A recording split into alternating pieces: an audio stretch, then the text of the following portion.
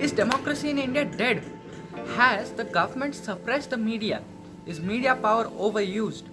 Hashtag India with Arnab. ये सभी topics आजकल इंटरनेट पर काफ़ी ज़्यादा ट्रेंड कर रहे हैं और इन्हीं के बारे में सब तरफ बात की जा रही है. So, hello guys and welcome back to my channel. This is Captain Som welcoming you to my YouTube channel. And today guys, we are going to talk about the Indian media. Is Indian media really free? Is journalism in India dead? Is the government suppressing Indian media? All these topics I'm gonna cover in this video. So let's begin the video and talk about all these topics. इस सब की शुरुआत काफ़ी पहले से ही हो गई थी, जब से इंडियन मीडिया ने इसकी डाउनग्रेड शुरू कर दी थी. लॉकडाउन के बाद कोरोना वायरस के न्यूज़ को काफ़ी कम समय तक कवर किया गया, बल्कि टॉपिक्स को डाइवर्ट करने की काफ़ी ज़्यादा कोशिश की गई. ये एक क्लियर इंडिकेशन था कि इन पर कोई एक्सटर्नल प्रेशर ज़रूर है, क्योंकि इंडियन मीडिया ने कभी भी डेमोक्रेसी की बात नहीं की, कभी भी जीडीपी की बात नहीं की और कभी भी वो फॉल्ट जो कि हमारे एग्जिस्टिंग सिस्टम में थे उसके बारे में कभी भी सवाल नहीं उठाए गए. इंस्टेड बॉलीवुड ड्रामा, नेपोटिज्म, इन सब केसेस को टारगेट किया गया, जिसकी इम्पोर्टेंस ज़रूर थी लेकिन इतनी ज़्यादा भी नहीं थी जिस तरीके से मेन स्ट्रीम मीडिया ने उसे कवर किया. फर्स्ट सवाल इंडियन मीडिया पर यह था कि आप इम्पोर्टेंट सवाल जो है वो पूछ क्यों नहीं रहे हो. सेकेंड सवाल ये था कि क्या आप पर एक्सटर्नल प्रेशर है, और अगर एक्सटर्नल प्रेशर है तो वो कहाँ से आया और इसकी शुरुआत क्यों हुई. ये सारे सवालों में अर्नब गोस्वामी, जो कि रिपब्लिक मीडिया के चीफ एडिटर है, उन्होंने काफ़ी ज़्यादा कोशिश की कि वो सच को सामने ला सके. Although he was not doing that, although वो भी टीआरपीज़ के पीछे भाग रहे थे, वो भी नेपोटिज्म को कवर कर रहे थे, बॉलीवुड को कवर कर रहे थे, लेकिन उस समय अर्नब गोस्वामी ने महाराष्ट्र गवर्नमेंट पर कुछ सवाल उठाए और इन सवालों के चलते लोगों का ये मानना है कि महाराष्ट्र गवर्नमेंट ने उन्हें पनिश कर उन्हें जेल में डाल दिया, उन्हें अरेस्ट करवाया गया.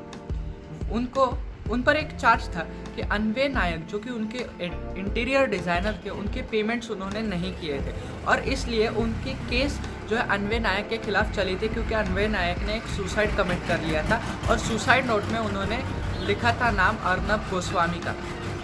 लेकिन अभी ये सब चीज़ों का मैटर बहुत पहले ही क्लोज हो चुका था, क्योंकि अर्नब गोस्वामी उस केस से रिलीज़ कर दिए गए थे और वो केस शट किया गया था.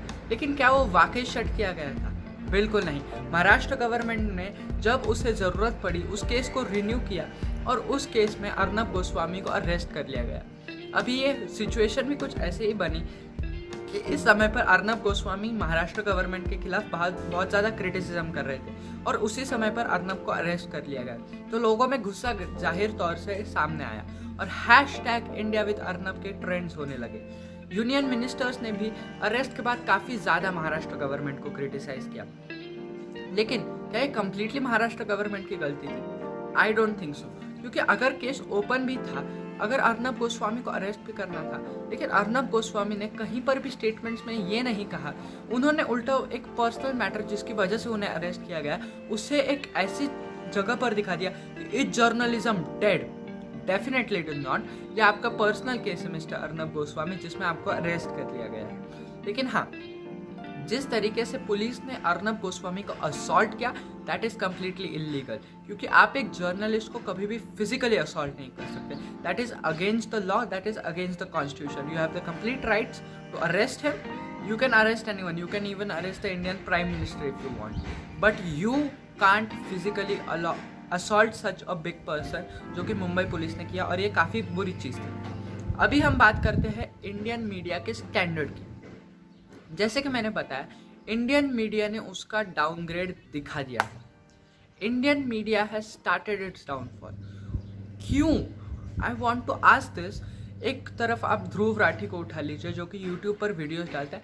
He is having around subscribers around 5 million to 4 million, and he is having such a small power in his hand. Still he is doing good work versus हमारा main stream media. Do you even have an idea कि आपको कितने लोग देख रहे हैं और आप क्या बकवास कर रहे हैं अपने शोज में?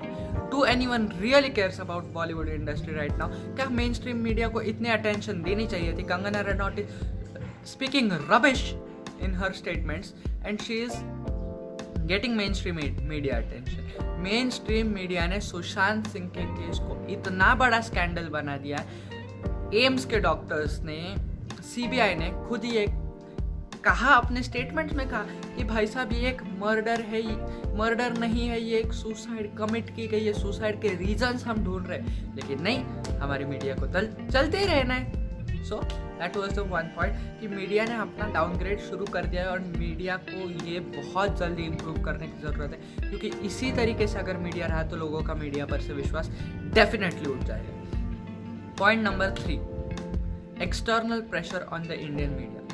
गवर्नमेंट का प्रेशर जरूर मीडिया पर झलक रहा है, क्योंकि अगर आप देख लें अर्नब गोस्वामी, इन्हें जब अरेस्ट कर लिया गया है, महाराष्ट्र में शिवसेना की गवर्नमेंट है, अचानक यूनियन मिनिस्टर्स अपनी आवाज़ उठाते कि भाई साहब डेथ ऑफ डेमोक्रेसी हो गई है, ये क्या हो रहा है हमारे देश में महाराष्ट्र गवर्नमेंट ऐसा कैसे कर सकती है। और वहीं जब इससे पहले इतने सारे जर्नलिस्ट को अरेस्ट कर लिया गया, यूनियन मिनिस्ट्री ने कुछ नहीं बोला।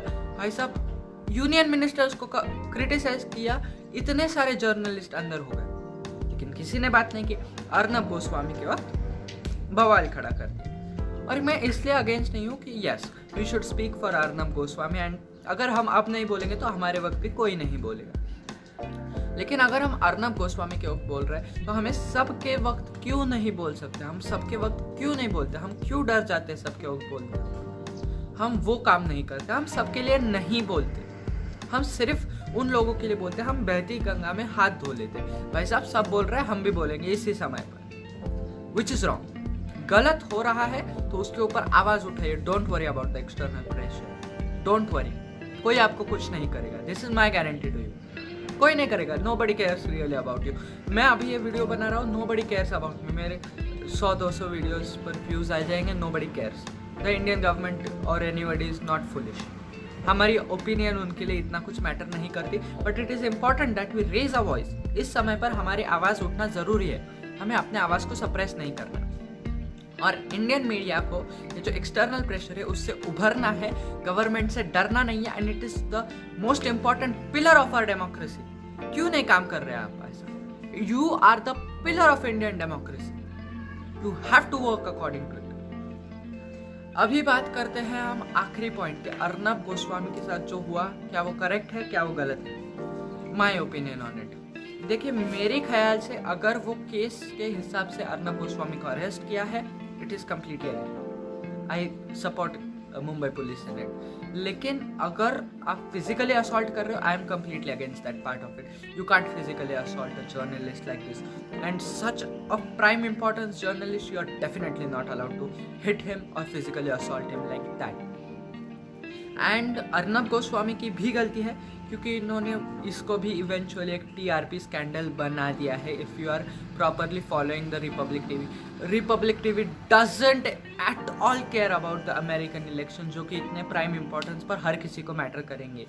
They don't care about it, they care about Arnab Goswami arrested, #India with Arnab। I am sorry, मैं इसको 3rd टाइम मेंशन कर रहा हूँ वीडियो में, लेकिन वो सोचकर मुझे इतनी हंसी अंदर से भी आ जाती है। #India with Arnab। तो ये जो स्कैंडल्स आप कर रहे हो रिपब्लिक टीवी, प्लीज़ इसको बंद कर दीजिए। Don't make it a TRP scandal. ये एक पर्सनल केस है जिसमें अर्नब गोस्वामी को अरेस्ट किया गया, ओके। इसको आप लोगों को प्लीज़ एक जर्नलिज्म की डेथ नहीं बनानी है। गवर्नमेंट के लिए मेरे ये मानना है कि गवर्नमेंट जो कर रही है बहुत गलत है। गवर्नमेंट को अपने आप को संभालने की ज़रूरत है। गवर्नमेंट अगर आप कुछ इस तरीके का एक्सटर्नल प्रेशर बना भी रहे हो, एटलीस्ट उसको रिड्यूस तो करो यार, सामने आने तो मत दो, कुछ थोड़ी तो शर्म कर लो यार। मतलब आप एक जर्नलिस्ट को अटैक कर रहे हो, इट्स ओके। मतलब एक जर्नलिस्ट को अरेस्ट कर रहे हो, इट इज़ ओके यार। फिजिकली असॉल्ट कर रहे हो, और वो भी इस टाइम पे। आप कंगना रनौत ने आपके खिलाफ बोल दिया, आपने उनका ऑफिस पाड़ दिया। अर्नब गोस्वामी ने बोल दिया, आपने उनको अरेस्ट करवा दिया। तो कल मोदी के खिलाफ कोई बोलेगा, वो भी अंदर हो जाएगा। Please, freedom of speech India में है, it is our constitutional right, it is a fundamental right. Please उसे एक्सरसाइज करने दीजिए, डोंट सप्रेस डेमोक्रेसी, क्योंकि इवेंचुअली 5 साल के बाद आपके भी इलेक्शंस आने, और that far we still have to vote. We know whom to vote and we know how have you functioned in this 5 years। तो आप कुछ भी कर लीजिए, आप इलेक्शन प्रोसेस को तो बदल नहीं पाएंगे। and we know whom to keep in power and who is suppressing the democracy। so thank you guys। इस वीडियो में आई होप मैंने आपको ये सब बता दिया होगा, and I hope you have enjoyed this video। so thank you so much।